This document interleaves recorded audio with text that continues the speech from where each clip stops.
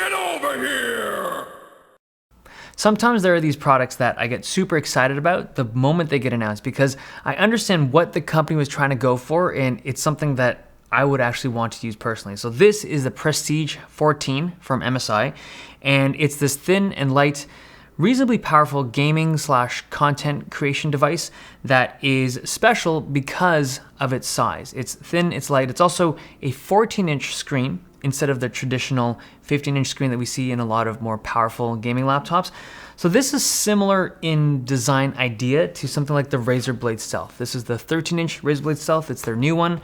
It's running some powerful hardware in there, but this is the smallest in the world. I think it's like a $1,800 device, the Razer Blade Stealth. This one is a lot cheaper. I think this is $1,300, $1,200. I'll have to double check. I'll link the prices below, but this is a significantly less expensive version of the Razer Blade Stealth, and it's good. I think a lot of people will like it, but it's not perfect, and if you had really high expectations of what this 14-inch device could deliver, you might be disappointed. So I'm going to talk about the design and build first. This is a fully aluminum device. It has pretty good build quality. It's really good for an MSI device, but it doesn't feel as sturdy. Like if you compare the bottom panel in particular, there's just a little more flex to it. It does really seem like they used a thinner metal on this bottom panel compared to other devices, but overall I'm content with the build quality.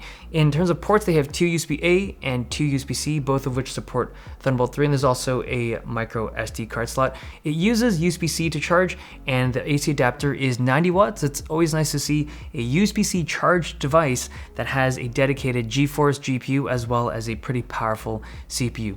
Okay, the keyboard and trackpad, it's kind of like your standard MSI layout. Very comfortable keyboard and very easy to get used to.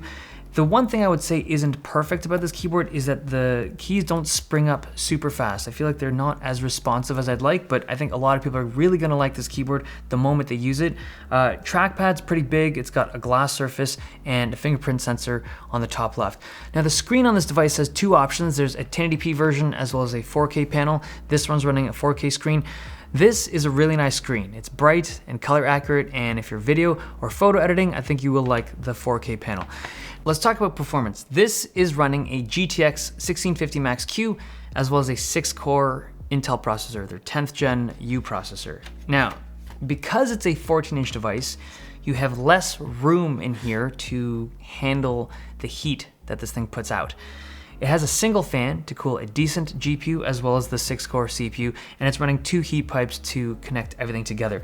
And at stock settings, this system can get hot. And depending on what you do, it can throttle. And even if you crank the fans to the maximum setting and let it get loud, it can be tough for the system to keep up with what you're doing. But the thing is, it's really close to being able to handle it. So what I did was I undervolted the CPU, I undervolted the GPU, like I set it to a lower clock, and once you do that, the gaming performance on this system is very good. You get steady frame rates, and the machine becomes a solid performer for games. But this laptop was originally marketed as a creator's laptop, so if you're into photo or video editing, this could be a good fit. But no matter what I tweaked on this thing, no matter how I kind of manipulated the voltages and stuff on this device, I could never get it to perform as nicely as I wanted in Adobe Premiere. Playback performance was good, but when it came to render time, there was just a clear deficiency in thermal performance. This system can handle the CPU going full tilt or the GPU going full tilt, not together. When you run them together, it overheats, and that is what video editing is. It's using both components pretty aggressively. So yeah, now here's the thing. Because it's a 14-inch device and it's kind of like the only thin and light 6-core device on the market right now that has this kind of setup, it's hard for me to compare this to anything else. When you compare it to like a 15-inch gaming device, it's not as good, but I don't think that's a fair comparison. It's just that I wanted it to be comparable. I wanted to replace my 15-inch blade with this, a smaller, thinner, lighter, cheaper 14-inch device. So there is a brother to this, or a twin, or another variant of this with a 15-inch screen. It's like the Prestige 15, and that is going to have better thermals. It has 2 fans, but I was less interested in that thing because, I mean, it's similar in size to other 15-inch devices. It's lighter, but I wanted to see if this 14-inch thing could work. The components are great, and it is a significantly more portable device than a 15-inch gaming laptop. But if you get this, if you do want to invest in this smaller form factor, understand that you do need to undervolt the CPU and potentially the GPU to maximize the performance of this device. It's not for everyone, so if you're not technically inclined, then I'd probably skip the 14 and stick with the bigger version.